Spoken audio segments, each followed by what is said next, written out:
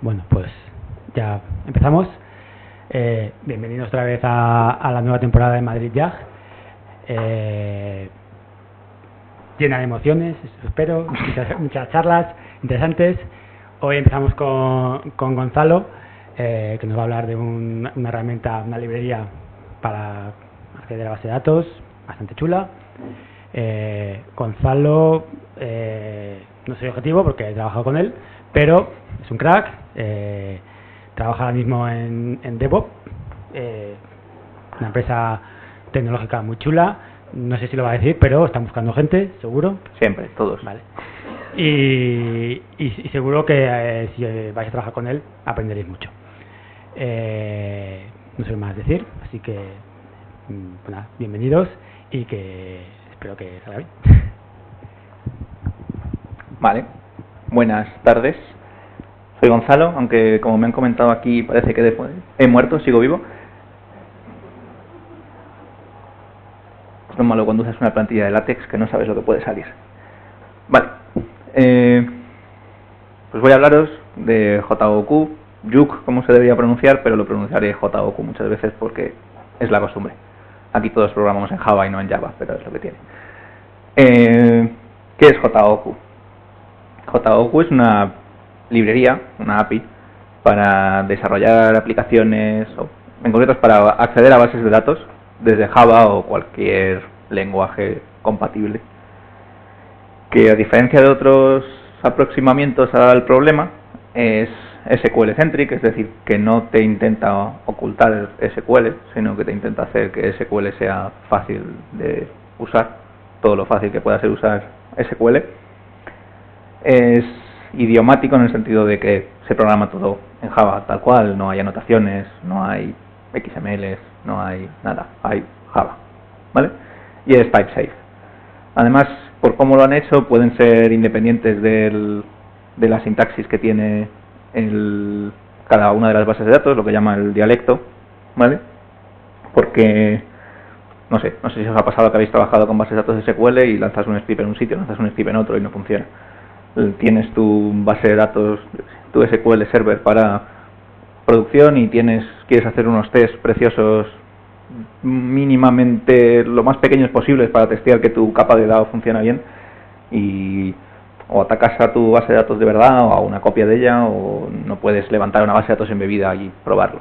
Aquí podrías, en principio, salvo que hagas cosas muy específicas. En principio podrías, aunque la sintaxis de una y la otra sean ligeramente diferentes. Bueno, es open source, ahí es free to use, salvo que uses una base de datos privativa, que entonces puedes usarlo, pero es bastante complejo si no les pagas, ¿vale? Y bueno, tiene otras propiedades, es fluent, readable, bastantes cosas que veremos en algunos ejemplillos, ¿vale? Esto es una sentencia SQL bastante básica, ¿vale? No sé qué tal se ve, sí, brilla bastante. ¿Cómo se escribiría esta misma sentencia en JOQ? Tal que así, ¿vale? Donde este create que veis aquí no es más que una variable que tendríamos en el entorno donde hemos escrito esa función, ¿vale? Esto básicamente es una API Fluent en la cual tienes un select, esto devuelve un objeto que a su vez le puedes llamar al from, que a su vez le puedes llamar al where, que a su vez le puedes llamar, ¿vale? Y todos estos palabras en blanco que veis aquí, book y acompañado de su title, publishing, etcétera, lo ha generado automáticamente a partir de la base de datos, ¿vale?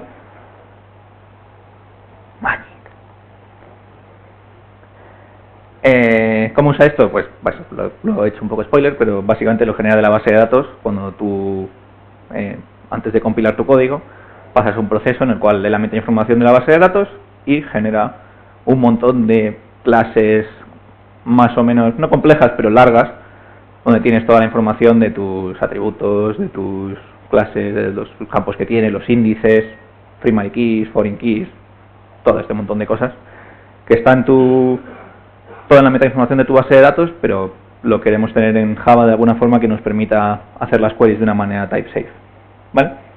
Este proceso es bastante sencillo, es muy customizable. Tú puedes decirle vale, este campo que tengo aquí es un string, o es un varchar en la base de datos, esta columna, pero cuando lo leas, hazme un favor, no lo leas como un string tal cual, léemelo con este parseador, transfórmamelo de esta forma, ¿vale? Y no solo eso, cuando vayas a enviarle a la base de datos ese valor, yo te quiero dar este objeto y tú serialízalo de esta forma para que la base de datos lo entienda, ¿vale? Una API súper sencilla. Luego si eso veremos algún ejemplo. Vale, pero queries como esta que hemos visto, tan sencillas, pues las puedo hacer fácilmente con JDBC, las puedo hacer con otro montón de frameworks, ¿vale? ¿Por qué JGoku? Esta query, por ejemplo, también es SQL, es bastante más compleja, es una query bastante bizarra y sin ningún sentido, ¿vale? Tenemos autores, tenemos libros y tenemos lenguajes, 3 tablas, ¿vale? Y lo que estamos diciendo es, dame todas, queremos recoger los autores que hayan escrito al menos 5 libros en alemán a partir de 2008, ¿vale? Más o menos complejo. Luego tienes un order by, un limit, un offset, están agrupados, ¿vale? Pero de nuevo no tiene ningún sentido, solo es para poner mucho texto y que se vea que puede hacer muchas cosas. Esta es la query en JGoku, es exactamente igual, palabra por palabra, salvo, bueno, identificadores que el lenguaje no nos podemos usar esto, pues usamos un greater than, un equal, no equals, ¿vale? La sentencia del texto es prácticamente igual. Bien, ¿cómo podemos ejecutar estas queries? Vale, aquí hemos escrito la query, ¿cómo la ejecutamos? Pues como es una API Fluent, como siempre, como estamos ya bastante acostumbrados, espero que todos estemos en Java 8 y hayamos usado un stream en nuestra vida, básicamente vas aplicándole construcciones y después le dices, ejecútate, por favor. ¿Cómo podemos ejecutarla? Podemos ejecutarla de varias maneras. Estas son una de las formas que tiene de ejecutar, hay un montón, ¿vale? Tenemos, si queremos la opción que es bastante común, de decir, oye, quiero traerme solo una fila de mi query, ¿vale? Por lo que sea. Porque es una consulta en la que sé que solo debería dar un elemento, solo me interesa el primero, etcétera. Tenemos varias opciones como fetch any, fetch one, fetch single, por aquí abajo fetch optional, que todas te devuelven un elemento, se diferencian en cómo se comportan qué pasa si la query no tenía ningún elemento, qué pasa si la query tenía más de un elemento. Algunas, depende, por ejemplo, fetch single te devuelve solo siempre en un elemento exactamente, y si tuvieras muchos elementos te lanzaría una excepción que sería too many elements o algo así. Si no tuviéramos ninguno, te nos lanzaría otra específica, que es específica de cuando no tienes ningún elemento, lo cual está muy bien para poder capturarlo y poder poner cierta lógica con ello, ¿vale? El resto, por ejemplo, pues a lo mejor dicen, no, mira, si no tienes ninguno te devuelvo null, si no tienes ninguno te devuelvo un optional, si tienes más de uno, no me importa, los ignoro, distintas variedades. Son más interesantes las otras, en la cual tenemos fetch, que te devuelve simplemente una lista. Esto por debajo lo que hace es, llama a JDBC, construye la sentencia que tiene que hacer, hace el result set, la lee entera, la transforma si tiene que transformar de alguna forma con estas pequeñas transformaciones, y te devuelve una lista cerrando el result set y el statement, lo cual está muy bien para no olvidarnos. FetchLazy y Stream son bastante distintas porque FetchLazy te devuelve un cursor, que es una especie de result set pero mucho mejor, que además implementa la interfaz iterable, lo cual también está muy bien. Y Stream, muy original, te devuelve un stream de Java 8, ¿vale? Estos dos tienen la particularidad de que son las únicas estructuras o los únicos tipos de fetch en los que JGoku no cierra los recursos por ti, porque obviamente es algo lazy, ¿vale? Tienes que cerrarlo tú. O basta con que consumas el cursor o el stream completamente. Si lo consumes completamente, él se cierra automáticamente, y si no, tendrías que cerrarlo, ¿vale? Y Fetch Groups es bastante curiosa, que lo que hace es, traigo todos los datos también, pero te pido una de las columnas que me has proyectado para que la uses de clave. Está organizado por esa clave. Y esa agrupación no se hace en la base de datos, sino que se hace en la JVM, ¿vale? Y que hay distintas opciones también para que me devuelva solo una de las columnas como valor, una lista como valor, cosas así que luego son bastante agradables. ¿Cómo se usa esto más o menos? Pues sería algo de esta forma, ¿vale? De nuevo usamos la palabra esta variable que tendríamos en nuestro entorno. Hacemos una consulta súper sencilla, ¿vale? Y obtenemos uno. Como hemos hecho una consulta que venía de esta forma, que es básicamente dame todo lo que está en la tabla books, él sabe que lo que va a devolverme está relacionado con la tabla books, ¿vale? Entonces me devuelve lo que él llama un book record, que también ha generado automáticamente a partir de la metainformación, ¿vale? Y este book record es una especie de pojo con un montón de métodos auxiliares extra, ¿vale? En el cual, en concreto, tengo getTitle y getPublishedIn, en el que se los ha generado a través de los nombres de la base de datos, ¿vale? Pero además es un record. Los records son una especie de tupla que define JOQ, en el cual tienen una serie de tipos en función de las columnas que hemos proyectado. Este, por ejemplo, podía tener integer, string instant, por ejemplo. Porque, por cierto, le podemos decir a JOQ que nos genere los tipos de Java 7, 8, ¿cuándo fueron? ¿8? ¿7? No recuerdo. Cuando metieron instant, local del time, local. Bien. Y nada, no tiene mucho más misterio. Puedes ir y acceder a ellos en este ejemplo, puedes acceder a ellos por posicionamiento, ¿vale? Por las columnas que quieras. Book record también es si book ID fuera de tipo string, esto no compilaría porque la tupla que estaría... No, si book ID no compilaría porque esto de aquí es una función que compara... esto de aquí tiene tipo field de integer y esto de aquí es una igualdad que busca algo que también sea un integer, ¿vale?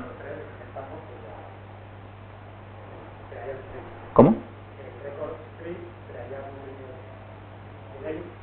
En este caso en concreto sí, porque coincide que el where y está haciendo el where sobre el book ID y el select también está haciendo book ID. En ese caso esto de aquí sería un string, pero esto no compilaría porque esta igualdad no funcionaría. Luego si queréis podemos trastear un poco con código.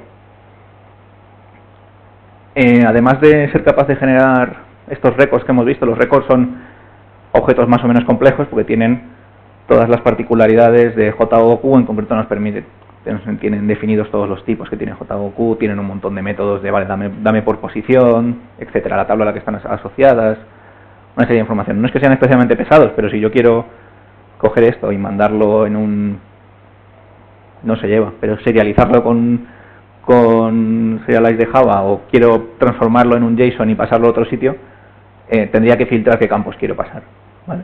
Entonces muchas veces es más cómodo usar un pojo de verdad, un pojo con sus getters and setters y ya está, ¿vale? JOQ puede hacer esto y puede decirle, no tengo ningún ejemplo en código, pero puedes decir cuando tienes tu consulta, haces el fetch, le puedes decir, en vez de hacerme un fetch en tus clases, hazme un fetch en esta clase, ¿vale? Y tiene varias formas de intentar compaginar la proyección que tú le has dicho, las columnas que tú le has dicho que tiene que sacar, mandarlas a la clase que tú le has dicho. La primera es usar simplemente los nombres de los atributos, bastante artesanal. Puedes pasarle tú un constructor que dado unas cosas, le pones la otra con una lambda. O puedes incluso pasarle una entidad de JPA y leer las @column de ella.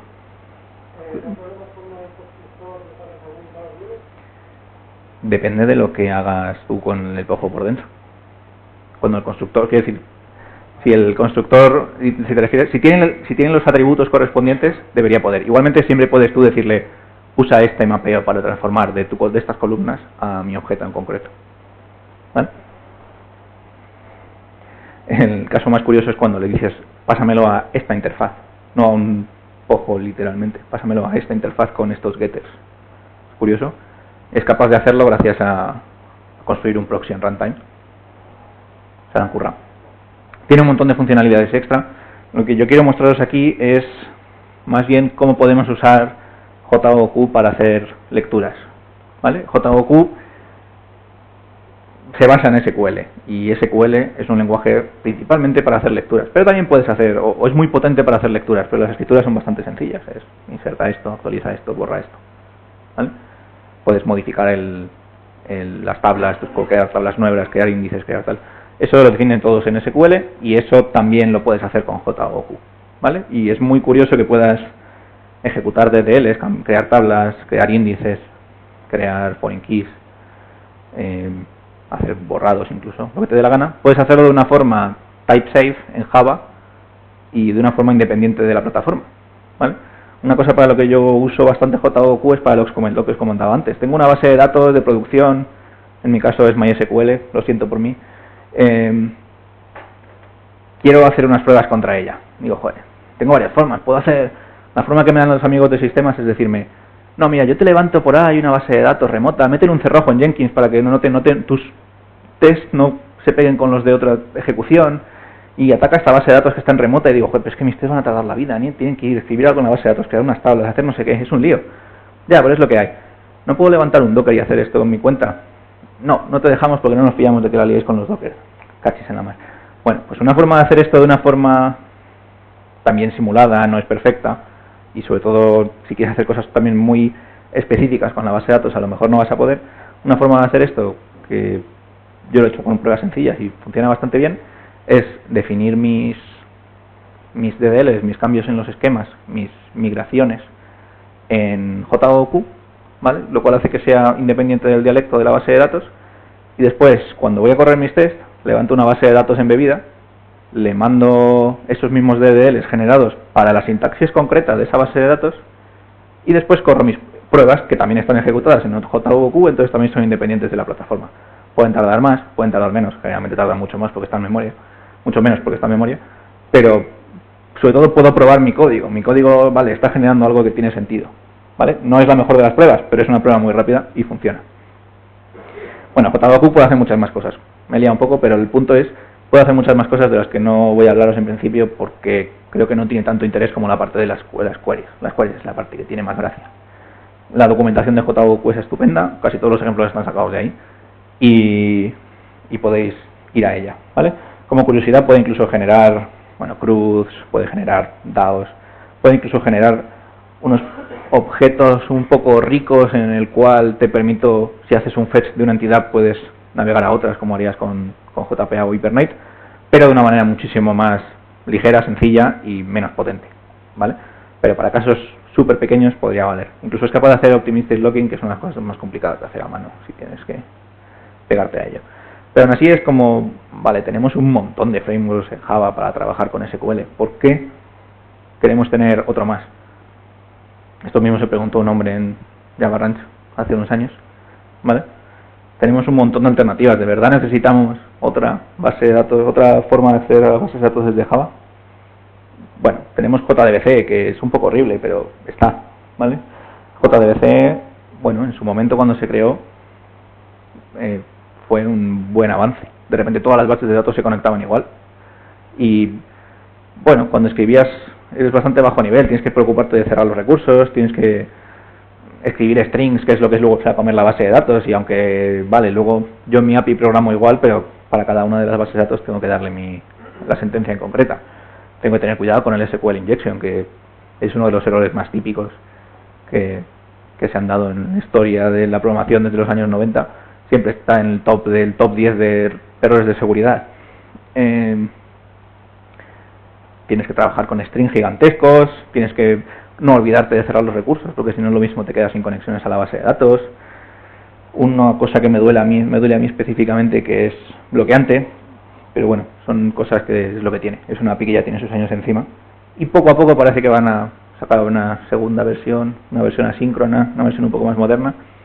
Lo muy bueno que tiene, yo creo que JDBC tiene dos cosas muy buenas. Primero, que definen esa API genérica con la que poder trabajar. Y sobre ella se han construido un montón de herramientas. Nadie, o que yo sepa, nadie tiene un framework que va a las bases de datos y lo hace por su propio protocolo. No, lo hacen por JDBC. Hay gente que lo hace. Vertex tiene unos drivers específicos para Postgres y MySQL que son asíncronos y demás, porque por naturaleza no pueden ser bloqueantes. Pero en general nadie lo hace. Y gracias a eso hemos podido construir encima de eso un montón de data sources, por ejemplo, que son la leche, tienen un montón de propiedades independientes de la base de datos que tenga por debajo. Hemos podido construir herramientas como JOQ, que se basa en JDBC para darte una API amigable, como Hibernate, que coge y construye un stack gigantesco, pero al final tiene que delegar aquí, ¿vale? Y otra cosa muy buena que tiene es que te permite, puesto que tú le mandas un en texto, te permite ejecutar lo mismo que puedas ejecutar en tu base de datos. Yo he llegado a, en una consulta, en una conexión de MySQL, generar un procedimiento almacenado, ejecutarlo y borrarlo en la misma conexión. Es bastante potente. ¿Vale? JOQ intenta construirse sobre todo esto e intentar solucionar todos los problemas, salvo el bloqueo, que no tiene forma de evitarlo.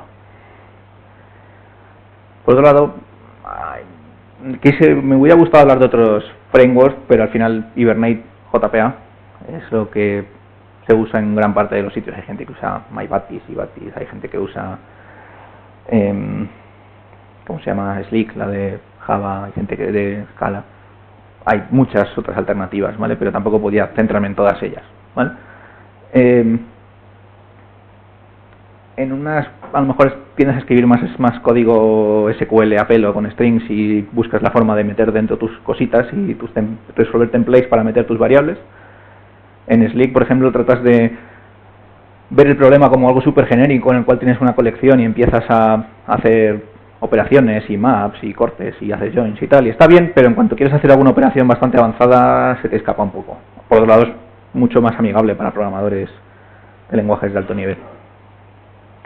Pero vamos a hablar principalmente de Hibernate, ¿vale? O JPA.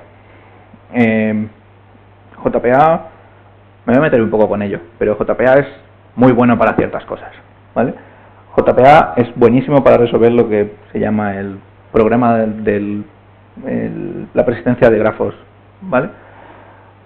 Que consiste en que tengas una cantidad de entidades bastante grandes, sobre todo distintas relacionadas entre ellas, ¿vale? Normalmente de forma... No tienen por qué ser... Normalmente no son grafos, son más bien árboles, ¿vale? Pero tienes que traértelos a la aplicación, manipularlos de alguna forma. Seguramente tengas que incluso traértelo, tienes una aplicación en la que te llegan peticiones de los usuarios, te traes alguna entidad de la base de datos, la mantienes un tiempo, cierras la transacción porque no te interesa seguir dejándola abierta, esperas a que te lleguen otras peticiones del usuario y en ese momento hay un momento en el que por lógica de negocio dices, vale, ahora sí que quiero hacer esto, he modificado mi objeto de varias maneras según lo que me ha dicho el usuario y demás, y ahora quiero guardarlo, ¿vale? Vale, pero has traído un montón de filas, has hecho una serie de cambios, puede que la base de datos esté en otro estado ahora porque otro usuario ha decidido que quería comprar el único stock de tu zapatilla que quedaba, ¿vale? Bueno, para eso JPA es muy bueno. ¿Por qué? Porque te da una serie de APIs muy buenas para trabajar con eso, con ese caso en concreto, ¿vale? Diréis, sí, para eso funciona muy bien JPA, pero también funciona para casos mucho más simples. No hace falta que tengas un grafo gigantesco, no hace falta que cierres tu transacción y la vuelvas a abrir cada vez que quieras hacer un cambio a tu objeto. Puedes coger, traerlo, modificarlo y dejarlo. En una aplicación, por ejemplo, CRUD. Y es verdad, funciona. Pero JPA o Hibernate no son muy ligeros, son bastante verbose, en el sentido de que tienes que meter tropecientas anotaciones en tu código, o XML antaño. Es bastante intrusivo en el sentido de que es es un framework, no una librería, es él el que te llama a ti, no tú el que le llamas a él, generalmente. Sobre todo porque muchas veces se construye dentro de una aplicación Spring, una aplicación Java E, que ya son de ese estilo, ¿verdad? Y son complejos y difíciles de saber si la estás liando, en el sentido de ¿qué ocurre si a una entidad no le defines bien la igualdad o el hashcode? Pues tu caché de segundo nivel se vaya a la mierda. ¿Qué ocurre si tengo un atributo? ¿Qué hago? ¿Lo pongo lazy o lo pongo eager? Pues, ¿cuál es el mejor? Eager siempre, porque si no te traes un montón de mierda que no deberías. Ya, pero si me la quiero traer es una putada.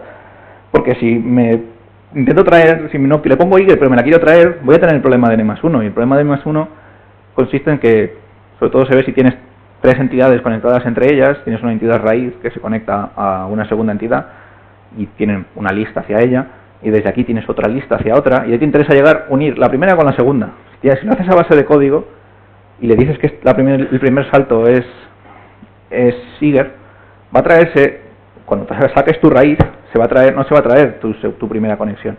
Entonces tendrás que pedirlo tú, y cuando lo pidas se lo va a tener que traer. Y cuando lo traiga, vas a querer hacer la segunda navegación, pero tú la vas a hacer a partir de uno de los objetos que has encontrado. Tráeme el segundo objeto. Vale, pues llevas una petición y aquí llevas otra. Bien. Ahora, para mi segundo objeto del medio, tráeme de nuevo la conexión. Vale, pues llevas otra petición más, otra petición más, otra petición más. Entonces al final tienes el problema de n+1 de mi petición inicial más las n que estoy haciendo por cada esto. Como tengas más de 2 niveles, estás frito. Aún así, si sabes lo que haces, si tus casos son verdaderamente simples, está bien, funciona muy bien. Entonces, ¿por qué JPA? ¿Por qué JOQ? JPA para lo que no funciona muy bien es para hacer reporting. Y por reporting me refiero a queries complejas, ¿vale?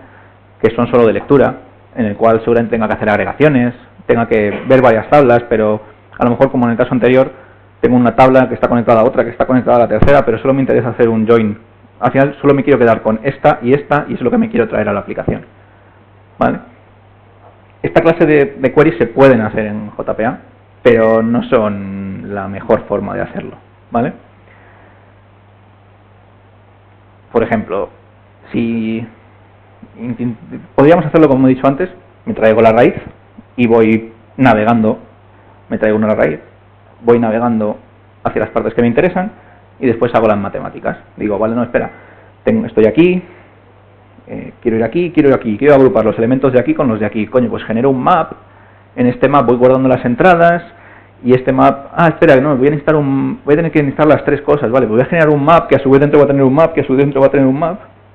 Y según voy creando las cosas voy diciendo, uy, espera, si es la primera vez que estoy aquí, voy a generar un map nuevo hijo para que tal, para que no me tenga un null.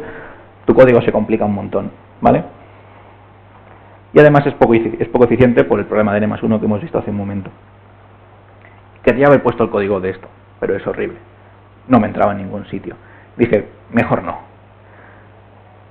Contra el problema del N+1 tenemos la ayuda, varias ayudas de JPA, ¿vale? Una de ellas son las Entity Graph. Entity Graph consiste en ponerle una bonita anotación a la entidad de la que vamos a partir y decirle cómo queremos que sea, decirle un profile, una forma en la que queremos hacer la navegación, ¿vale? Entonces cada una de mis queries querrán traer una serie de entidades distintas y esas entidades distintas tendré que modelarlas en una anotación y decir, bueno, para esta anotación en concreta con este nombre quiero que traigas, esto que por defecto es lazy, hazlo eager y tráemelo del principio. Y esta segunda de aquí también, ¿vale? Entonces cuando tú haces tu query, la misma query que antes, el procedimiento es el mismo, la única diferencia es que tienes que decirle, vale, no quiero que hagas una query normal, quiero que hagas una query pero con este profile, ¿vale? De esta forma. Y se lo dices con un string. Y si te has equivocado en una letra, pues, chico, no pasa nada. No tengo ni idea de si eso ocurre, si eso falla en la ejecución o si simplemente la ejecuta normal. No lo he probado, no querría hacerlo nunca. Pero sobre todo si te equivocas y tú dices, te falta una de las navegaciones, no la has declarado, no te vas a enterar, va a funcionar igual el código. La diferencia es que va a generar un código mucho más lento. Y no te vas a enterar hasta que no te pongas a hacer el profiling de ese caso en concreto, ¿vale? No es la forma más agradable de hacerlo. Y por eso JPA nos da otra opción, ¿vale? Dice, no hagas esto, hombre, utiliza HQL o JPQL. Y las queries en HQL son básicamente un string. Lo mismo que teníamos antes con JDBC. La diferencia es que, hombre, son mejores, porque los joins están simplificados, porque ya no hace falta, ya no te voy a devolver un result set, sino que la API me va a devolver una entidad, lo cual está bien porque me va a seguir manteniendo el ciclo de vida de la entidad y demás, pero bueno, sigue siendo un string. Y sobre todo, aunque ya no tengamos tanto el problema de N+1, que puede que lo sigamos teniendo si tenemos que hacer distintas navegaciones, al final no es, si tengo que traerme todo a Java, va a ser igualmente un problema. HQL intenta no traer a Java nada, solo lo que necesites de resultado, pero si no puede ejecutarlo, tiene que particionarlo. Aún así, no puedo llamar a nada que no esté definido en el estándar de JPA, y el estándar de JPA es bastante limitado, o al menos no puedes acceder a toda la potencia que tienen las bases de datos actuales. Tenemos otra forma de hacer queries que también está aquí para ayudarnos. Las query criteria. No sé si el poder ha sido por el personaje o por lo que es la query criteria en sí. Las query criteria, oye, suenan bien. Es un tipo de query que es type safe, bastante, que es en Java, lo cual, joder, está muy bien.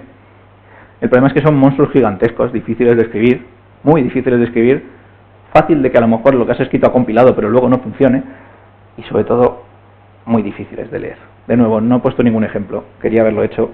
He intentado hacerlo y he dicho, no, por favor. De hecho, he intentado hacer la query de que he puesto al principio, no la primera de todas, la segunda, y no he podido. Lo siento, podéis buscarlo, buscar queries criterias, en internet está lleno de ellas, preciosas. y tampoco nos dan la funcionalidad extra que tienen las bases de datos, ¿vale? Aún así, por ejemplo, donde yo trabajo, ellos prefieren trabajar con Query Criteria a SQL, estupendo. Por último, tenemos la forma más poderosa de hacer queries en JPA. Por si no lo sabéis, es nuestro amigo el Spiderman gordo de la Plaza Mayor, ¿vale? Las queries, las native queries, son súper poderosas, porque, y de hecho son la forma que tenemos de, al menos de mi entender, es la forma correcta de hacer queries complejas en JPA o en Hibernate. El problema es que lo hacen con queries en JDBC y ya está. Entonces está muy bien, podemos acceder a toda la potencia de nuestra base de datos, pero seguimos teniendo el mismo problema de antes, ¿no? No hemos dicho que el JDBC era una mierda. ¿Por qué queremos acceder, por qué queremos usar JDBC si ya tenemos Hibernate encima?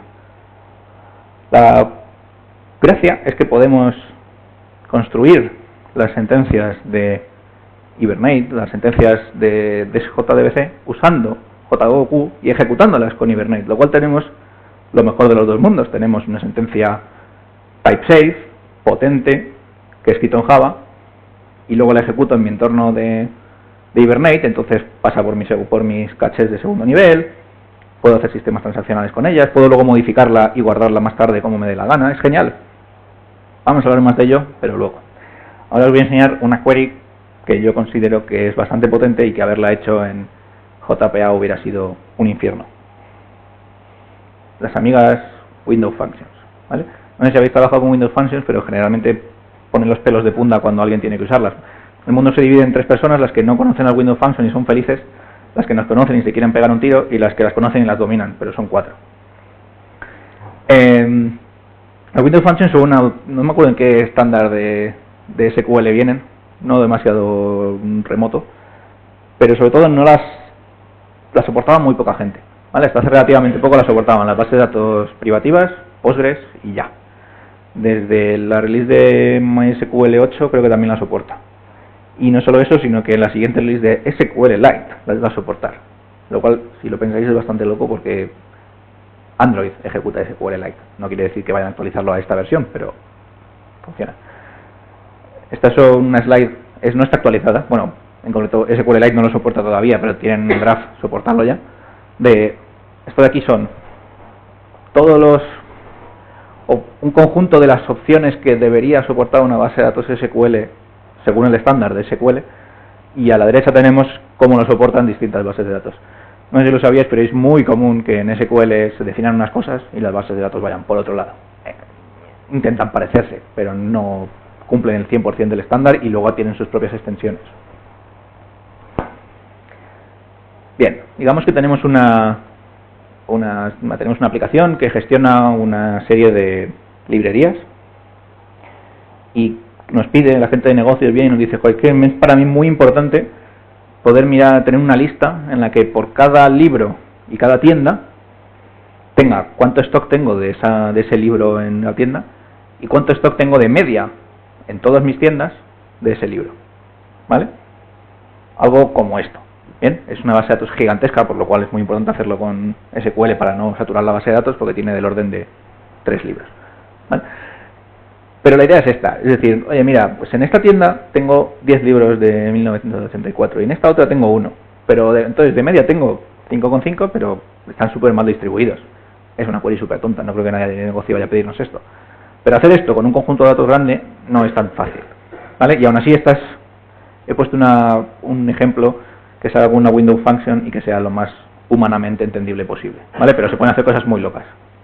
Por ejemplo, un caso así bastante típico es decir, vale, en esta serie de datos más o menos ordenados por esta clave y esta clave, dime cuántas... tengo 2 columnas y en una te digo cuándo empieza el evento y van llegando columnas, van llegando filas y luego te digo cuándo termina el evento. Dime cuánto de larga es esa ventana de datos. Hacerlo a mano es complicado y en SQL tú dices, oye, pues mira, ordénalo, pártelo por estos 3 campos que me han dicho y ahora mide la longitud de ese segmento, ¿vale? Como es mucho más complejo, pues una query más sencilla. La query, bueno, supongamos que este es el modelo de datos, no tiene mucho misterio, tenemos de nuevo libros, bookstore y una relación entre ambos, ¿vale? Una relación NAM, ¿vale? La tabla Esta última tabla simplemente tiene foreign keys a uno y al otro para poder colocarlo. Pues si no lo habéis hecho nunca, cuando tenéis una notación de NAM, Hibernate crea esto por debajo. La query sería algo como esto, ¿vale? En esta query lo más importante es esta parte de aquí, ¿vale? En el que está diciendo, quiero declarar que va a haber una ventana, y es una ventana que va a partir por el título del libro, ¿vale? Y luego, esto de aquí se usa justo aquí, en el cual se está diciendo, calcula la media del stock que tienes en base a la partición que me has dicho. Es decir, agrupa todos mis datos, clasifícamelos por tipo del libro, por el título del libro. Y ahora dime, vale, con todos estos tendré todas las asociadas a cada tienda, cuánto store tiene cada una, calcula la media, ¿vale? Coño, pero esto no es una función de agregación normal. Parecido. Una función de agregación, lo que haría sería decirte simplemente, vale, para este título la media es esta, para este título la media es esta. Esto virtualmente hace algo parecido, pero luego lo deconstruye hacia atrás y te permite usar las claves que no habías usado para agregar, como tendrías una query de agregación normal. Me lo he saltado un poco y seguramente ya ha ido rápido, no lo habéis podido leer. Este título de aquí más o menos explica bien lo que es una window function. Es muy parecido a una función de agregación, ¿vale? La diferencia es que no te destruye las filas con las que partías originalmente, como harías con una función de agregación. Vale, esta sería la consulta que hemos dicho, ¿vale? La consulta, yo entiendo que quien no está acostumbrado a navegarse con SQL es compleja, pero es más fácil que 200 líneas de código. En JOQ sería esto, ¿vale? Ahora iré para adelante y para atrás para que veáis la diferencia, pero si os fijáis, creedme, todo esto es igual. La única diferencia es que he añadido esto de aquí arriba, ¿vale? ¿Por qué he añadido esto de arriba? Porque esto, si os fijáis, es lo mismo que antes estaba cuando he señalado, cuando pone aquí window w partition by bla bla bla bla bla. Esto es lo mismo que lo he puesto ahí arriba. ¿Por qué lo he puesto ahí arriba? Porque por el propio lenguaje yo tengo que decirle, tengo que hablar de w en dos sitios distintos, aquí y aquí. Si construyo la window function aquí, no puedo referenciarla aquí, porque Java ejecuta sentencias línea a línea, ¿vale? Entonces, por una deficiencia del lenguaje no puedo hacer esto, pero tampoco es súper mega complicado, ¿vale? Simplemente declaro la ventana antes y listo. Como decía, si vamos hacia atrás, vemos el código, y si vamos hacia adelante, vemos el código es exactamente el mismo. Luego subiremos las diapos, las miráis, las comprobáis, lo miráis fijamente, son iguales. Guay, bien. Espero haberos convencido de que JOQ mola un montón para hacer cosas más o menos complejas y para hacer cosas sencillas también. Pero ¿cómo lo ponemos en JPA? No son grandes, no son competidores ambos dos. No trabajan los dos. Es decir, con los dos puedo acceder a bases de datos desde Java. Así que no deberían llevarse bien, ¿vale?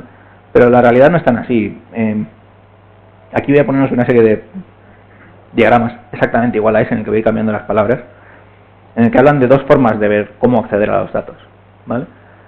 SQL, y JOQ por ello, es data-centric. Es, yo veo todos mis datos, yo quiero pensar en cómo los estoy guardando y los quiero manipular para generar un resultado.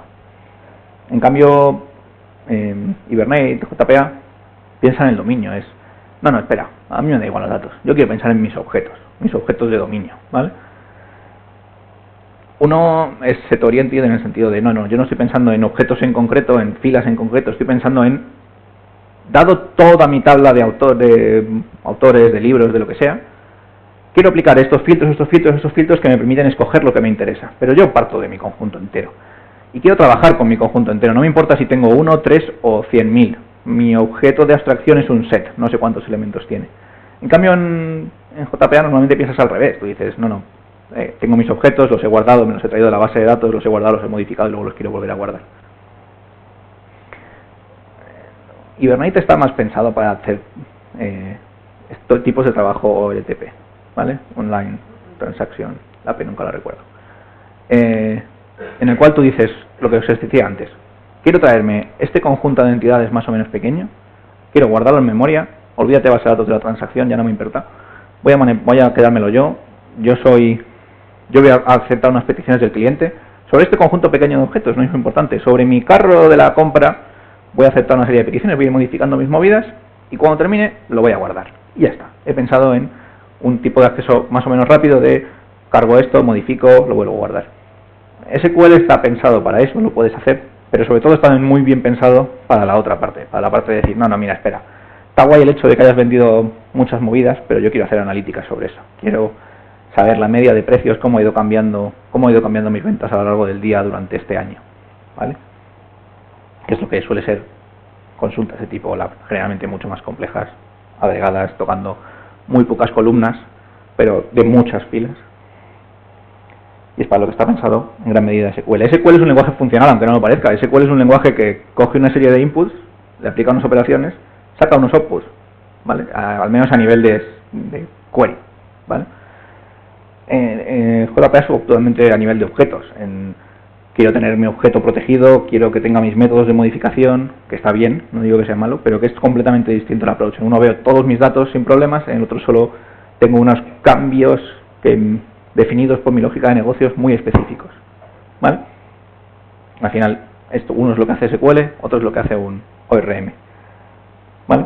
Pero realmente, bien, hay una zona aquí gris que tocan ambos, cosas que pueden hacer los dos, pero realmente hay una parte que, al menos a mi entender y al de bastante gente, es más del ámbito de SQL y otras partes que son más del ámbito de JPA. No necesitamos una herramienta que sea capaz de hacerlo todo. Si la tenemos, estupendo, pero no es el caso. No deberías, en la vida, trabajar con estos grafos complejos, con Optimistic Locking, con temas de transacciones conversacionales. No deberías hacer todo eso con SQL, es un infierno, ¿vale? Pero por otro lado tampoco deberías hacer reportes con queries complejas con JPA. En los casos más simples, en los casos en los que las dos herramientas valen, usa la que te dé la gana. En los casos más complejos, pues puedes usar las dos. Esa es la gran ventaja. Y no solo eso, sino que puedes hacerlo en la misma aplicación. Esto de aquí es un mini método, ¿vale? Método de 18 líneas en Java, esto no es nada, joder. En el cual tenemos una función que acepta tres cosas. El Entity Manager, que para quien no lo sepa es la piedra filosofal, la piedra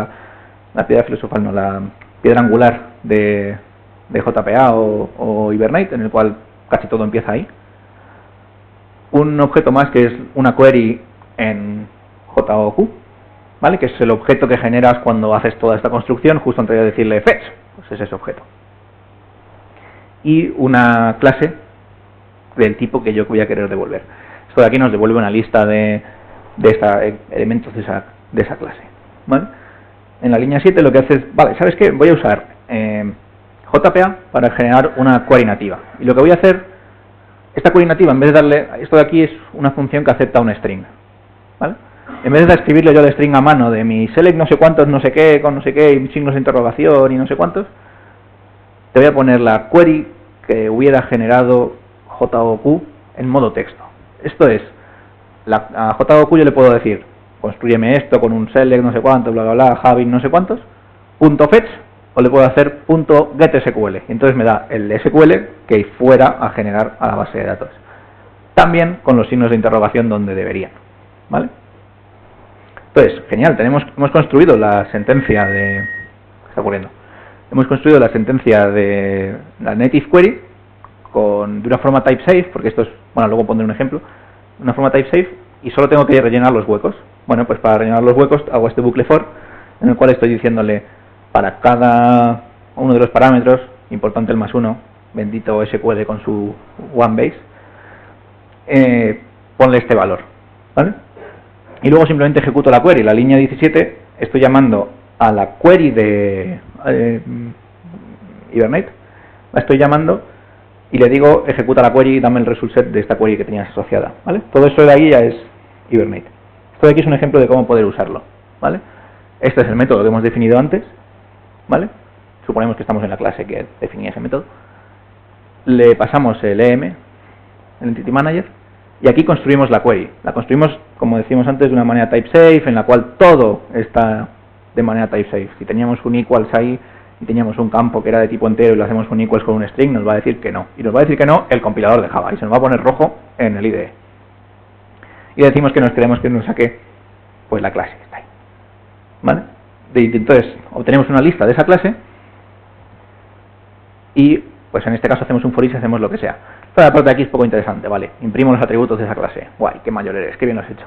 Esta parte de aquí es más interesante. Sobre la clase que me he traído, el objeto que me he traído, hago una navegación a Books, ¿vale? He hecho una navegación, o sea, yo solo me había traído había construido mi sentencia con JOQ y me había traído la entidad con Hibernate, pero mi entidad no me he traído, no he hecho ningún join.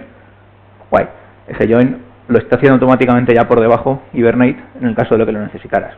De nuevo, esto va a producir el problema de n+1, pero si lo necesitas lo puedes traer, estás en el mundo de Hibernate de nuevo, ¿vale?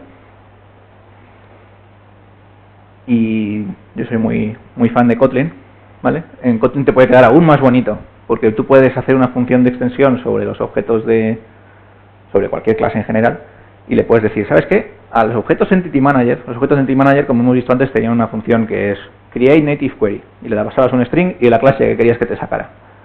Bueno, con Kotlin podemos hacer el código es exactamente el mismo, prácticamente, hay que cambiar la firma y ligeramente las ligeras diferencias de sintaxis de un lenguaje y el otro, pero es prácticamente el mismo. Yo lo que puedo decir es, ¿sabes qué? En vez de llamar a la función de esta forma de función em query clase, te voy a llamar de una forma más bonita. En el lenguaje te voy a dar una forma más bonita de llamarlo. Simplemente extiende la clase de Entity Manager, créale la función native query y esa solo va a tener como argumento la query que quieres llamar.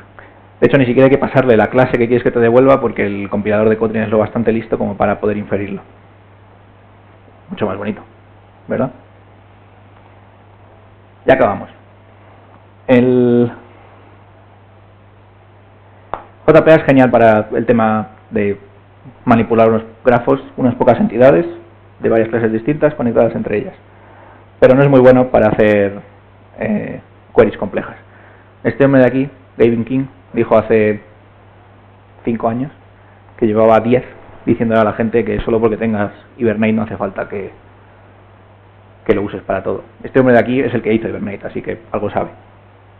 Por cierto, mira que viejo que está escrito en Google+. Básicamente, a veces vas a tener que escribir queries que no son... O te va a ser más fácil escribir una query en texto plano, en JDBC, digamos, que que hacerlo con Hibernate. En esos casos, no uses JDBC.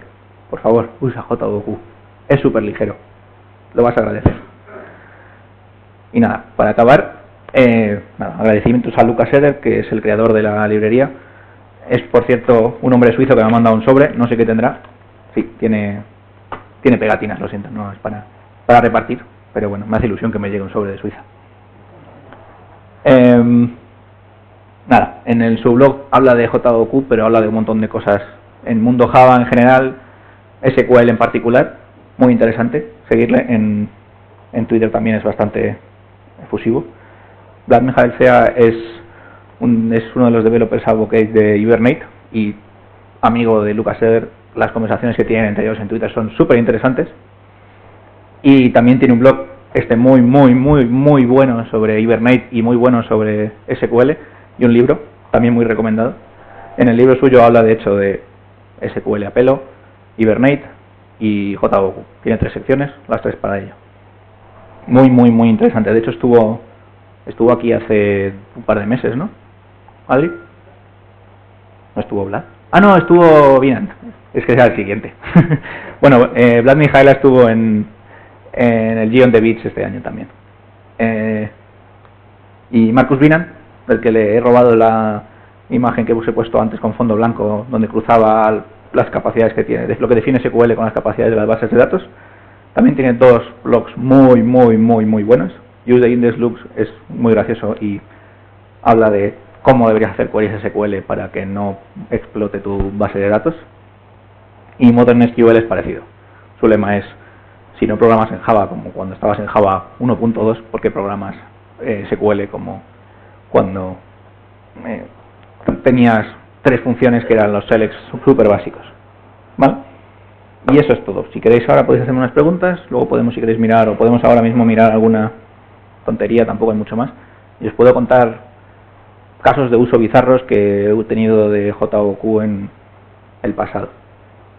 ¿Qué preferís? Todos a la vez no. Vale. Pregunta. Me ha gustado mucho, por cierto. Gracias. Bueno, gracias.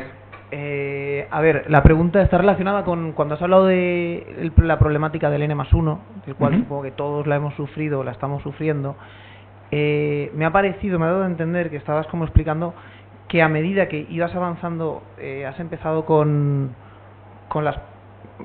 creo que has empezado directamente hablando de la navegación con Hibernate, luego has hablado de los Entity Graphs, luego has pasado a Criteria, creo, a JPQL, luego o HQL, Criteria, y luego has acabado con las nativas, como dando a entender, o al menos yo lo he entendido así, que si haces queries nativas, el problema del N+1 en Hibernate te lo vas ahorrando a medida que ibas avanzando en la presentación. Sin embargo, eso no lo he terminado de entender. Perdona, ahí termino. Con las Entity Graph yo sí que he conseguido solucionar el 90% de los problemas del N+1. Queda un 10% que sigue tumbando cualquier server o cualquier cosa. Pero bueno, en esa línea. Sí, no, cuando hablaba de eso lo hablaba en el contexto de queries de estilo más de reporting, ¿vale? En el cual he intentado dividirlo de dos formas. Tú puedes traerte un conjunto de entidades, hacer las navegaciones en tu código y luego hacer las matemáticas, digamos, que decía, o puedes intentar sacar toda esa lógica. Estamos hablando de reporte, no de quiero las entidades, las quiero modificar y las quiero guardar, sino de quiero sacar información y se la quiero presentar a mi usuario. Si haces eso, realmente necesitas la entidad, realmente necesitas traerte toda la información asociada a ella en objetos en Java. Tienes que cargar en Java. Si tú estás interesado en hacer un cruce, imagínate que tienes 3 navegaciones y estás interesado en cruzar el valor de una con el valor de la primera con el valor de la segunda y el valor de la cuarta. ¿Te estás interesado en traerte a Java toda la tercera? ¿Para qué? Si no la necesitas. ¿Por qué no haces una query en la cual hagas un join, 4 joins, primera con segunda, con tercera, con cuarta, y le dices a la base de datos, proyéctame solo la información que me interesa de aquí, la que me interesa de aquí y la del final? Si tú haces eso, la base de datos lo va a hacer mejor que tú, seguro. Porque tú cuando estés haciendo estas movidas, se me olvidó comentarlo, cuando estés haciendo estos maps y estás haciendo tus movidas, ¿qué estructura quieres? ¿Qué algoritmo vas a usar? Pues harás un map seguramente en el que empezarás por tu raíz, que vas a guardar cosas. ¿Qué map usas? ¿Usas un hashmap? ¿Te interesa el orden? A lo mejor quieres usar un linked hashmap. A lo mejor quieres usar un tree map. ¿Qué quieres usar? Joder, ya empiezas a complicarlo. Eso lo tienes que ir repitiendo para todas. Y además, aparte del hecho de que te hayas traído tropecientos millones de objetos muy anchos, muchos atributos que no necesitabas para nada, entonces has traído Java, los tienes que luego recoger, el recolector los tiene que pegarse con ellos. A lo mejor tu base de datos no hace falta que hiciera todo esto. A lo mejor tu base de datos es capaz de decir, coño, aquí tienes un tipo de... Mira, la realidad que tienes aquí, la realidad que tienes aquí, y en esta aquí tienes un montón de filas en esta tabla, pero es que además sé que por la query que me estás haciendo, y tengo un índice, y vas a solucionar, sé que con el índice estimo que de esta tabla vas a dar solo el 2% de los datos, coño, pues voy a empezar por esta, y después voy a ir proyectando hacia el otro lado. Y lo voy a guardar en memoria nativa, no voy a tener que tener ningún recolector de basura. Y no voy a usar siempre hashmaps para hacer todo eso. Hay joins que se hacen con maps, hay joins que dices, coño, si tengo dos índices que van igual y están ordenados, ¿por qué voy a hacerlo con un map? Puedo ir ordenándolo de una manera secuencial, con un merge sort.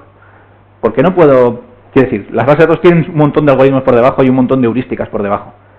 Entonces, si vas a hacer un problema de estos en los que no te quieres traer todo, no quieres guardarlo, modificarlo y luego guardarlo, ¿por qué no haces la query a la base de datos, que ella se encargue de toda esa lógica, la va a hacer mejor que tú, te traes los datos que quieres y después se los pasas al usuario o los manipulas ligeramente si tienes que hacerlo?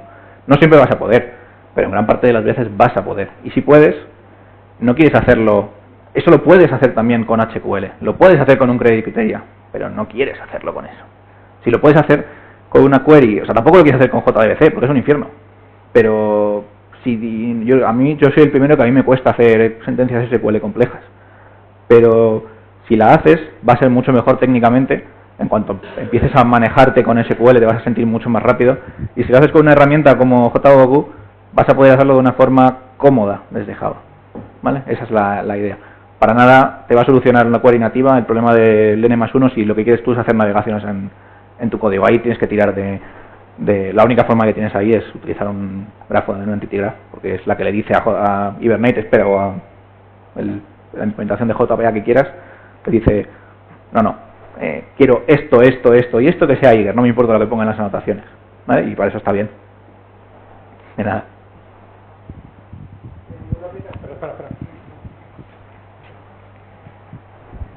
Que si no, los que no han venido porque lo estaban en streaming no van a poder oírlo. Sí, verdad. En una aplicación actual JPA, si yo incorporo esto, ¿qué implica en la parte de compilación, en la parte de despliegue, etc.? En toda esa parte. En la parte de compilación implica... la compilación la puedes hacer con... un segundo. Tenía un ejemplo aquí. La compilación la puedes hacer... segundo. Lo que tienes que hacer primero siempre es generar el código, ¿vale? Esa generación del código... No explotes. Esto de no tenerlo enchufado no es muy buena. Vale. La generación del código no la quieres hacer a mano. Y de hecho te recomiendo... Perdona, no estaba yendo para allá. Te recomiendan encarecidamente el amigo Lucas que no la hagas a mano, ¿vale? Porque es un infierno. Y es muy fácil, si mañana tu aplicación cambia y tienes una columna nueva, no quieres tener que ir y cambiarlo. Genéralo automáticamente, que las herramientas lo hacen perfectamente, ¿vale? Entonces, lo que se suele hacer es, por ejemplo, esto es un proyecto Gradle, hay plugins para Gradle, hay plugins para Maven, hay plugins para los IDEs. En tu fase de compilación, eso ni siquiera genera automáticamente las entidades. De hecho, ni siquiera hace falta que lo subas a tu repositorio si tienes acceso al DDL en los entornos de desarrollo de tus desarrolladores. Si no, bueno, puedes subirlo a tu repositorio de Git y lo tendrás ahí y lo irás actualizando cuando te dé la gana, ¿vale? Entonces, sube ahí genera el código. El código no es demasiado grande, tengo aquí un ejemplo, este modelo es súper pequeño, es el que hemos visto antes, ¿vale?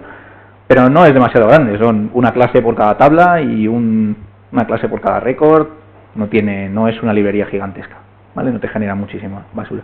Entonces no va a aumentar significativamente el tamaño de tu binario. Y ese código es mantenible, ¿no? Si cambia tu base de datos, vas a cambiar eso, y punto. Mucho más fácil de mantener, de hecho, que tus entidades de JPA, que generalmente les vas a añadir lógica, aparte de la que tenga las entidades de JPA tú las puedes generar automáticamente, pero generalmente le vas a poner lógica, le vas a poner entity graph, le vas a poner, no, espera, esto quiero que sea lazy, esto que sea ir, da igual, le vas a poner cosas. En cambio, esto de aquí nunca deberías tocarlo, siempre debería ser destruido, ¿vale? Entonces es muy sencillo. Y en cuanto al despliegue, son clases que vas a tener en tu jar, o sea, debería ser fácil.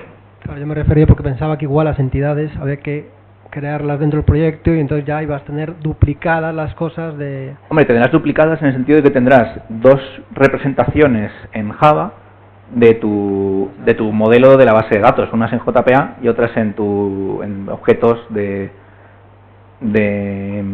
JOQ, ¿vale? Tendrás doble, sí, no vas a ir al mismo fichero, eso está claro. Tienes que tener dos entidades distintas. Cuando hemos visto el ejemplo de antes que he puesto de cómo mezclar el código, ¿vale? Hola. Segundo. Bueno, podría.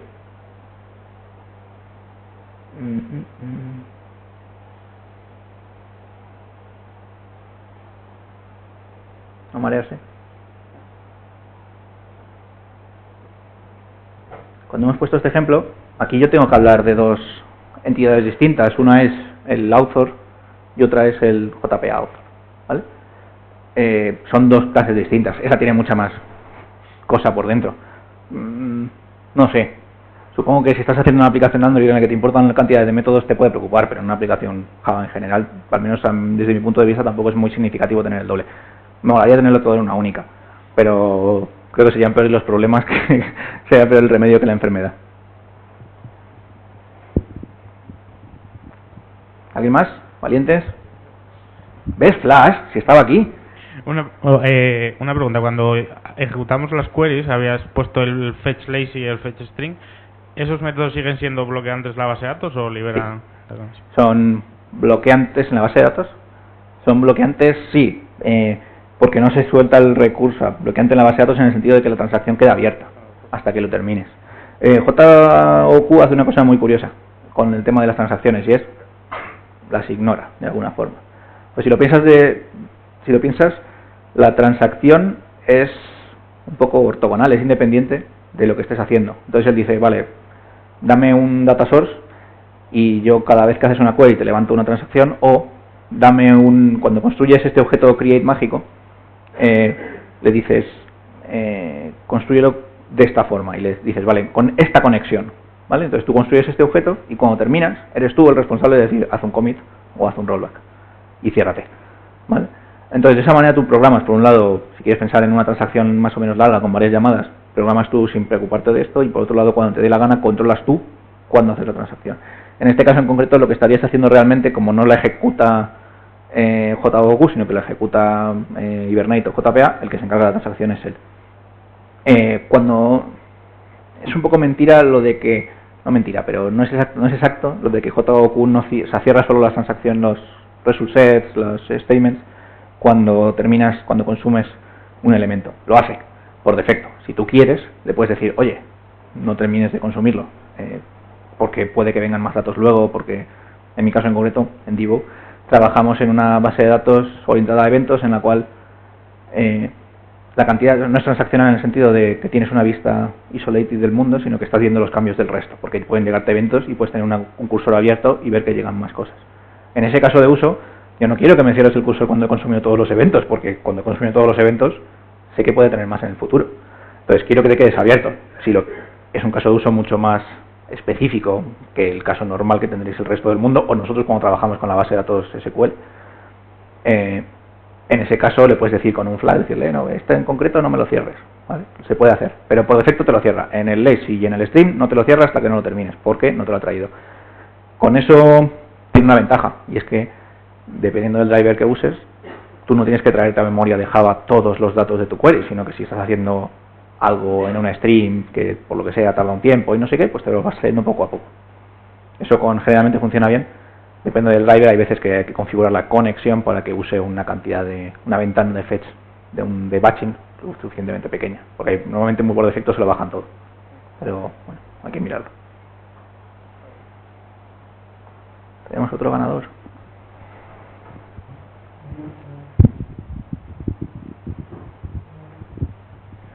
Hola. Entiendo que en el objeto create es donde se le pasa la conexión y el gestor de conexiones.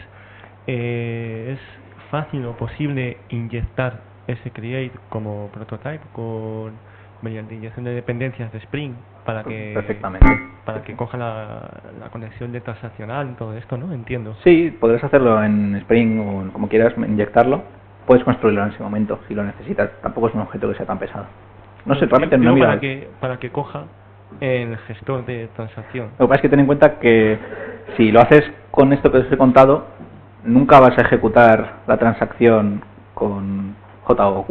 La vas a ejecutar siempre con el Entity Manager. Por lo tanto, la conexión no te importa. De hecho, si os fijáis aquí no estoy usando DSL en mayúsculas. Me refiero incluso usando JOQ sin JPA, desde Spring. Desde Spring. Vale, entonces ahí vale. Sí, Spring que maneje la conexión. Vale, pero sí. No... Sí, en ese caso yo creo que sería factible. Yo no he trabajado mucho con la inyección de dependencias de Spring, he trabajado más con la de Juice, pero es perfectamente aceptable y son más o menos parecidas. Perfectamente aceptable. Cuando comienza la sesión le generas ahí el con la conexión que has generado a partir en tu sistema de inyecciones. Debería funcionar. ¿El create es un singleton o se no, crea cada el vez create es un objeto que tiene dos opciones, ¿vale? Como aquí lo que tenemos revive, ¿vale? Lo que tenemos aquí esto es un objeto, esa es una clase, ¿vale? Y está llamando a métodos estáticos, en este caso en concreto, ¿vale? En el caso que ponía create, que son casi todos los demás, está llamándolo sobre un objeto que tiene cierta configuración, en concreto tiene la conexión, ¿vale? En este caso, como no se iba a ejecutar, JOQ no iba a ejecutarlo, no era necesario.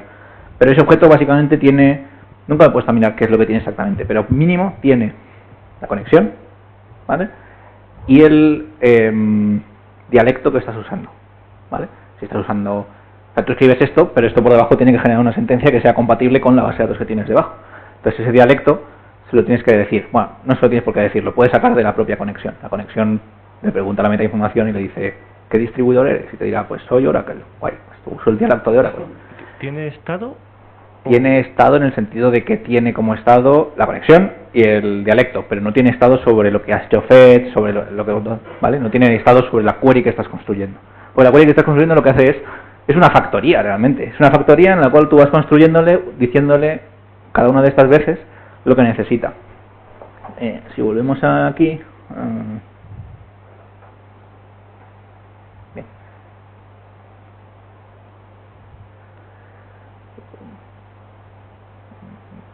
¿Dónde estoy? Vale. Hay un atajo de teclado de IntelliJ, por cierto, precioso, para que solo te deje la parte del centro, pero no me lo acuerdo. En este test, por ejemplo, muy chorra. ¿Veis? Lo hago más grande. ¿Me vais a castigar con ello? ¿Mejor? En este ejemplo de aquí, pues es la misma query que he puesto antes para la función de ventana, salvo que la haya cambiado a última hora, pero es la misma query. Si le preguntamos al IDE y decide compilarlo, porque sabemos que IntelliJ no es lo más rápido del mundo, vemos lo que devolvería dependiendo de qué método estoy llamando. Como veis, va cambiando. En este caso, pues devuelvo un select field or asterisk. En este caso de aquí estoy devolviendo un select condition tal. No guardas. ¿De dónde ha salido el create en ese test? En este test viene de que es una... Vale. Cuando fui a hacer las slides fui muy optimista y dije, voy a poner mazo de ejemplos, van a flipar con esto. Luego solo hice este. Entonces tengo mi bonita abstracción sobre mi abstract test, en el cual, otra vez, está horriblemente, no hagáis esto en casa nunca, estoy creando que hago uno de los tests. Debería haber usado un datasource, debería hacer un tal, pero es un test, me da bastante igual. Y al final solo hice uno, así que lo hice bien. Entonces viene de aquí, la construcción de esto es bastante sencilla, ¿vale? No tiene mucho misterio. Estoy diciendo, no entréis, por favor, no entréis a mi máquina con el usuario, no entréis a la base de datos con el usuario JOQ y la contraseña a prueba, porque lo mismo encontráis datos. Nada, está en un Docker y está apagado. Aquí, simplemente he generado esto de aquí, como veis, ni siquiera he tenido que decir cuál es el dialecto, porque él automáticamente cuando arranca dice, vale, pues leo la metainformación y lo intento inferir, ¿vale? Y casi siempre funciona, se lo puedes decir específicamente si quieres, o puedes decirle que use otro dialecto y ver cómo explota todo. Si te gusta el caos, es una buena forma de hacerlo, pero tienes cuidado que tienes a Flash, te puede atrapar. Es muy sencillo, no tiene mucha magia, es un objeto sencillito. De hecho, podemos mirar qué tiene dentro. Ahora tendrá 500 millones. ¡Oh, no! Es una interfaz.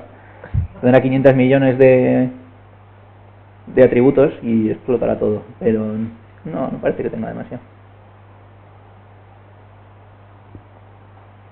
De hecho, todos estos son métodos. Tendrá por ahí alguna cosa, tiene que tenerlo, no puede ser mago. El Lucas Eder es muy listo, pero no puede ser tanto, ¿vale? No lo sé, tendrá algo por ahí, seguramente en el abstract scope, tendrá algo, pero que no debe tener demasiada información, ¿vale? Ese data me ha dado un poco de mal rollo, pero no creo que sean datos realmente que haya traído hacia la base, hacia el código, porque la gracia de esto es que al final eso, es una factoría, llama al código y te genera objetos. Cuando tú los dejes de usar, hasta luego, ¿vale? Nosotros, bueno, aquí tengo algunos ex compañeros, Jero entre ellos, pero yo creo que Jero tú no estabas en la época que usábamos JOQ a saco en 8K Data. Hacíamos cosas muy locas con esto, ¿vale? En 8K Data hacíamos un producto que se llama ToroDB, que intentaba, o lo hacía realmente, implementaba el protocolo de Mongo sobre Postgres, ¿vale? Funcionaba bastante bien, de hecho conseguíamos unos niveles de velocidad similares a Mongo, que Mongo, aunque tal, no es lento, tiene sus problemas, es particular, es el niño tonto de clase, pero le queremos igual. Y una de las cosas que hacíamos era, no sé si habéis visto una sentencia de una query de Mongo, pero son básicamente un JSON más o menos complicado. En vez de ponerlo en tal, dijeron, no, ese query es muy complicado, vamos a hacer nuestro lenguaje de consultas. Hicieron un lenguaje inicial que era un JSON bastante particular, con unas normas que no están muy bien definidas, que a veces funciona, a veces no, con un poco de propiedades un poco extrañas, que cuando lo quieres usar mola un montón, pero cuando lo quieres formalizar para implementarlo en otra base de datos, no te lo recomiendo para nada. Y una de las cosas que teníamos que hacer era decir, vale, tengo que generar, según la query que me ha escrito el usuario me puede haber escrito una query bastante compleja que tocara varios documentos. Nosotros lo que hacíamos era, cogíamos el documento y lo dividíamos en... Tú puedes ver un documento de JSON como un árbol, ¿vale? Entonces cogíamos cada nodo de ese árbol y le asignábamos un tipo. un tipo en el sentido de, pues tiene, aparte de tener hijos de no sé qué, además guarda información dentro del sentido de, tiene un string que se llama no sé qué, tiene un, no sé, tiene un entero que se llama no sé cuántos, tiene un no sé qué. Entonces generábamos en runtime tablas que tenían esos mismos campos, ¿vale? La cosa es que, claro, cuando tú haces una query y le dices, quiero que este objeto que tiene una persona, la persona tiene dentro una dirección, y esa dirección, quiero dame todos los objetos cuya dirección empiece por S. Y además, la persona tiene un trabajo y quiero que tenga un salario de no sé cuánto, ¿vale? Entonces tienes dos cosas aquí y una clase entre medias, una tabla entre medias que los une, ¿vale? Nosotros teníamos que transformar eso que quería hacer el usuario, teníamos que entenderlo primero, lo cual no era fácil por las ambigüedades del lenguaje, pero teníamos que entenderlo, y una vez lo entendías tenías que traducirlo para que lo entendiera SQL. Para hacer eso teníamos que ir primero haciendo joins todo el rato, porque teníamos varias tablas que teníamos que juntar, y teníamos que ir añadiendo condiciones, ¿vale? Una opción hubiera sido hacernos nuestro lenguaje para hacer eso nosotros, lo que hicimos fue hacerlo con JOQ. Y lo que hacíamos era un poco magia, ¿vale? Estas operaciones de aquí, porque se ha hecho pequeñico de nuevo, no, estas operaciones de aquí, ¿vale? Estabilízate, ¿vale? Cuando yo aquí no tengo un where, ¿vale? Pero si lo hubiera,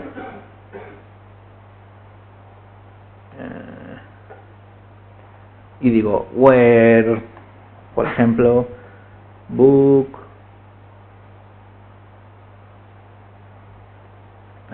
book.title es equals to, para probar que funcionan los tipos, 1, 2, 3, o ASD, bueno, ASD no es una variable, 1, 2, 3, esto no va a funcionar, no sé si lo veis ahí, pero esto de aquí está en rojo, seguramente no lo veáis, ¿vale? Está en rojo, ¿bien? ¿Por qué? Porque esto, como decía antes Jero, no es uno de aquí, el book title, tiene de tipo, no se llega a ver casi, pero es text field de book record, que es la tabla, y string, que está en la al final, que es el tipo que tiene que comparar. Esto de aquí define una operación EQ que no veréis, pero que es una igualdad que va al tipo T, y el tipo T es lo que teníamos, el string. Entonces Java dice, no, eso no compila, eso era lo del type safe. Pero si le pongo aquí un lo que sea, no más pequeño, ¿no? Porque es un problema. Si hago esto, si yo le digo que quiero ponerle otra cosa más, me dice and no sé cuántos, ¿vale? Entonces yo puedo ir construyendo, ir añadiendo condiciones a base de ir añadiendo objetos. Entonces nosotros lo que dijimos es, coño, pues no vamos a hacernos nuestro modelo de SQL gigantesco, porque es un infierno, ya lo tenemos aquí. Lo que hacíamos era guardábamos la sentencia, empezábamos con un true, ¿vale? Que es una condición, un objeto condition, que es lo que usa JOQ para poner en las webs, ¿vale? Si veis que ahí son todos select condition no sé cuántos, pues hacíamos con un objeto condition true que macheaba con todo y le íbamos poniendo ands, y esas ands eran básicamente más condiciones. Entonces nosotros cogíamos del lenguaje de Mongo, transformábamos, íbamos generando una similitud con las condiciones de SQL y usábamos el modelo de objetos de JOQ para hacer eso. Bastante bizarro, no os lo recomiendo, el código es horrible, lo busqué el otro día. Horrible, porque tenías que guardar por un lado los ands y por otro lado las cosas que ibas conectando y los nombres que tenían las columnas, los fields y tal. Horrible, pero funcionaba bastante bien, ¿vale? Muy potente, ¿vale? A día de hoy no lo haría así porque ya hay librerías estándar de Apache que sirven para parsear y para manipular SQL de una forma más avanzada, pero en su momento nos quitó de un apuro. Estuvo bastante interesante. ¿Más preguntas?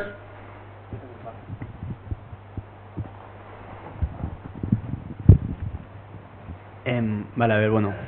Por un lado, esto de la Windows Function, entiendo que tú tienes el código está bien, compila y todo, cuando le vas a meter que la conexión es contra MySQL, eso te peta en la cara. Si estás con MySQL 8, no.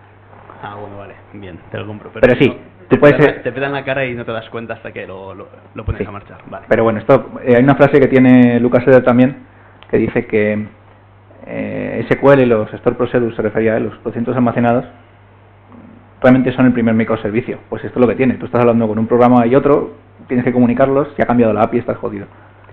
Vale. Y bueno, la otra era en la parte que has comentado que te conoces con la base de datos para coger los metadatos y generar las clases o el modelo, las interfaces, lo que sea. Tenías la cadena de conexión, el usuario, la contraseña, y ahora mi pregunta es, cuando tú tienes varios entornos y cada entorno está en un estado, el desarrollo está medio reventado, ¿contra qué te conectas? ¿Versionas las bases de datos? ¿No las versionas? Es decir, tú al final vas a tener que tener un código que de algún modo vas a meter como dependencia o lo que sea en tu proyecto, vas a hacer una release, vas a congelar y tiene que ser algo que sea estable y que cuando despliegues en producción funcione. ¿Cómo gestionas esa situación? Está el mundo ideal y está el mundo real. En el mundo ideal, yo lo que haría sería primero definir mis tablas con un sistema como Flyway que te permite hacer migraciones más o menos fácilmente, ¿vale?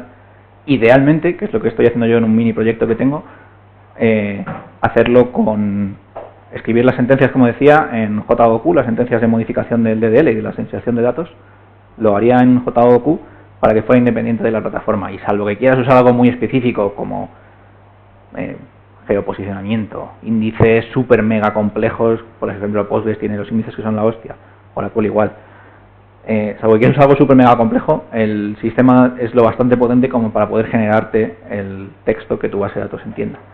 Si tú haces eso, tienes repositado en Git todos los cambios que tiene que haber seguido tu base de datos. Si empiezas en una base de datos vacía es genial, si empiezas en una base de datos jodida, una base de datos ya jodida, ya con un montón de miedo adentro, es complicado empezar. Pero bueno, es lo que tiene. Si estás en ese estado de que puedes o hacer una versión inicial del esquema y partir de este esquema y a partir de ahí empezar a hacer deltas, eso es genial, porque tú puedes repositar eso, puedes compartirlo con tus compañeros, puedes hacer con un mini código, que no sé si tengo puesto aquí, ahora lo vemos, puedes utilizar Flyway, que es un programa, hay varias alternativas, pero Flyway es una de ellas, que tú sigues un patrón de nombramiento de los ficheros de estos, entonces dices, vale, V1, y punto no sé qué, V2 punto no sé cuántos, V3 punto no sé cuántos, de hecho le pones una pequeña descripción, entonces él guarda en una tabla de metainformación, guarda por qué versión va esa base de datos, y luego puedes ir aplicando, luego aplica los deltas que le queden, ¿vale? Eso te simplifica muchísimo la vida al hacer una migración, ¿vale? Pero no te simplifica para nada esto. Pero una vez tienes eso, tú puedes aplicar eso a tu entorno local, ¿vale? Si tú aplicas eso a tu entorno local, vas a tener, no en datos, pero sí en esquema, lo mismo que tendrías en tus bases de datos de producción, de pre, de lo que te dé la gana, ¿vale? A nivel de esquema, ¿vale? Entonces, tú no hace falta que reposites tu código, el código de JOQ, el código que genera JOQ, las queries sí, por favor.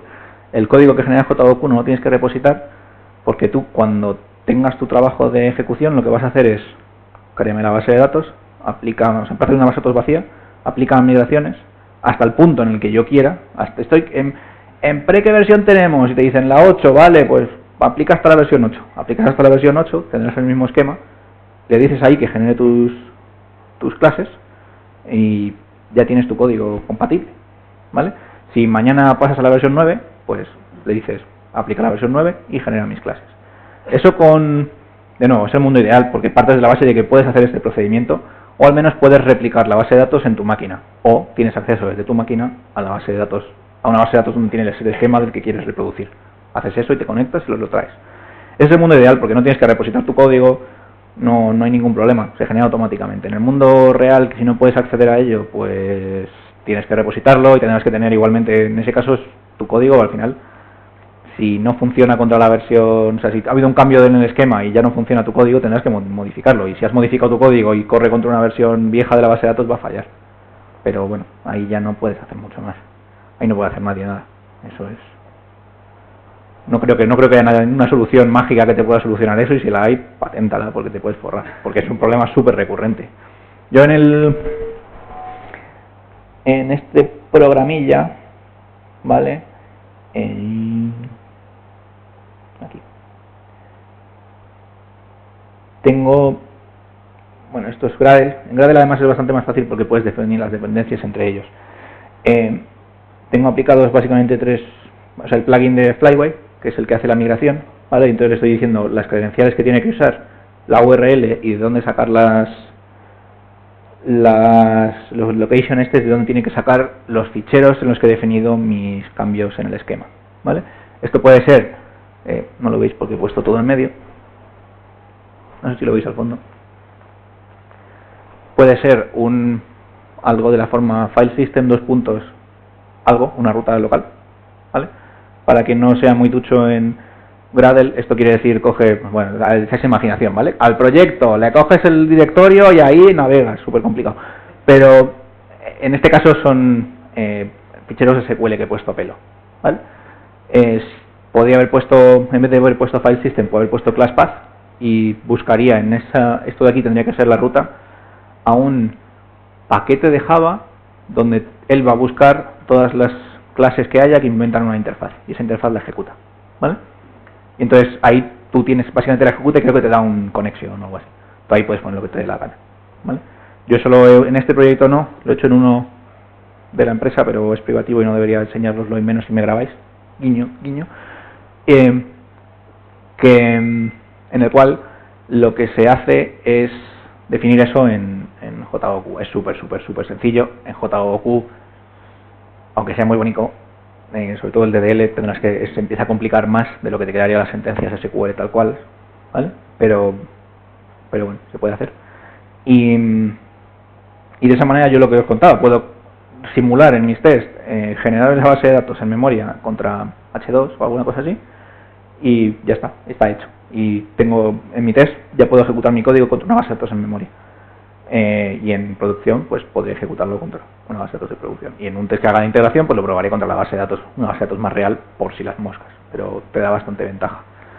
Y eso, yo creo que es más un problema relacionado con que tengas un proceso de migración aceptable en tu base de datos que con el código que tengas detrás. Y al final te va a pasar lo mismo.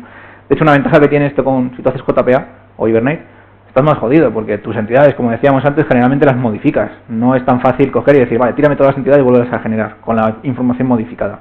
Aquí, como tú no quieres tocar para nada tu código, quieres que la que mande sea la base de datos, porque es donde otra aplicación que ataca la base de datos tenía un requisito y añadido no sé qué, quieres que mande la base de datos y tú simplemente generas sin pensar sobre lo que tiene la base de datos y borras todo lo que tuvieras antes. Eso lo puedes hacer incluso en tu proceso de compilación en Jenkins. Yo subo mi código, el código se sube, Jenkins lo ve, coge, levanta una base de datos vacía, porque es lo que hace mi test, una base de datos embebida, coge y lo genera, le corre los tests y hace sus moviditas, y va a toda hostia. Cuando trabajaba también con esta gente, hicimos un pequeño proyecto para a base de anotaciones en JUnit 5, maravilloso probarlo si no lo habéis hecho. Levantábamos una instancia de Docker usando la API de Docker. Levantábamos una instancia de Docker que podíamos levantar un Postgres, un MySQL, un Mongo, 10 Mongos conectados en replicación. Estaba de puta madre. Problemilla de eso, que es un poco más lento, porque tienes que levantar un Docker y las bases de datos Postgres, MySQL, Mongo tardan un rato en arrancar. Un rato, estamos hablando de 1 segundo o 2 segundos en arrancar hasta que están listas, ¿vale? Entonces lo puedes hacer con eso, puedes hacer tus pruebas contra una base de datos real, porque eso sí que implementa la misma API que lo que vas a tener en producción, a diferencia de los esquemas que solo tienes que pegarte con ello, y estaba guay. Pero este sistema también está muy bien porque, salvo que hagas de nuevo cosas muy bizarras, en principio debería ser compatible. Por ejemplo, H2 no implementa funciones de ventana. Hubiera querido hacer este ejemplo con H2 para que lo vierais, pero no podía hacerlo porque las funciones de ventana no las soporta. Bueno, pues me jodo, ahí no puedo hacer nada. O uso otra base de datos embebida, pero creo que no hay ninguna. Algún día, bueno, SQLite es demasiado, en otras cosas es demasiado cutre. Bueno, tienes las dos opciones. Puedes correr o bien contra base de datos remotas, o bien contra una base de datos local, o bien contra una base de datos en Docker, o bien contra una base de datos que te simule lo que quieres.